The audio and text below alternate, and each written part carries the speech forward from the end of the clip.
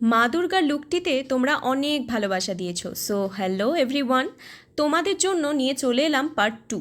সেদিন সকালে ঘুম থেকে উঠে স্নান সেরে রেডি হচ্ছিলাম। রেডি হওয়ার পর অর্পিতাদি টিফিন নিয়ে এলো আর পুরো জমিয়ে মুড়িটা খেলাম। তারপর বাইরে এলাম, আমাদের টোটোর কাকু বাইরে আমাদের জন্য অপেক্ষা করছিলেন। এরপর যেতে যেতে রাস্তায় একটা দোকান দেখতে পাই যেখানে ময়ূরের পালক বিক্রি করছিল, আর যেটা আমার ভীষণ ভালো লাগছিল। সেটা দেখা মাত্রই আমি কিনে নিলাম, যদি শ্যুটের কোনো কাজে লাগে বলে। তো এরপর সম্রাটদার বাড়ি গিয়ে দেখি দাদা তো নিজের জুয়েলারির সম্ভার পুরো ঝুলি খুলে বসে শ্যুটের জুয়েলারি সিলেক্ট করছে। এটি ছিল মডেলের বিফোর লুক।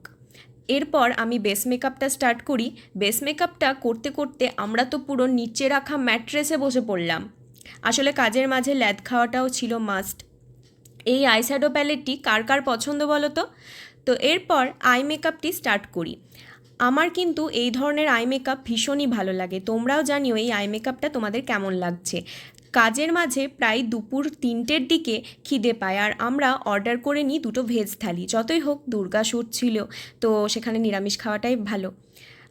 খাওয়া হয়ে গেলে এরপর দুর্গার থার্ড আইয়ের জন্য কলকাটা করতে শুরু করি। কলকাটা হয়ে গেলে বাকি ফিনিশিং করে নিচে চলে আসি, যেখানে সম্রাটদা শাড়ি আর জুয়েলারি পরিয়ে দিচ্ছিল।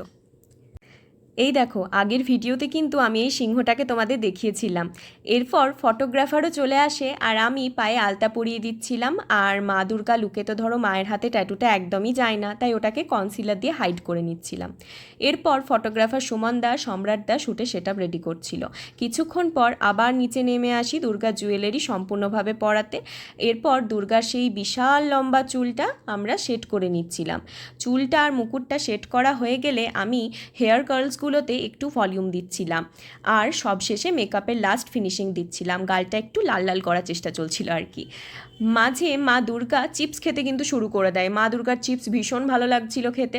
তো যাই হোক, এরপর সমস্ত সেট আপ হয়ে গেলে মা আমাদের বসে পড়েন রেডি হয়ে। তোমরা শুধু ওর এক্সপ্রেশনগুলো দেখতে থাকো, কি দারুণ লাগছিল। তো এরপর মা দুর্গা এক এক করে পোজ এক্সপ্রেশন দিতে থাকে আর আমরা নিজের কাজ করতে থাকি। ওখানে যতক্ষণ ছিলাম অর্পিতাদিকে বারবার দেখছি, চোখ ফেরানো যাচ্ছিল না, যেন জ্যান্ত মা দুর্গা স্বয়ং দেখছি। গায়ে রীতিমতো কাঁটা দিচ্ছিল ওর এক্সপ্রেশন দেখে।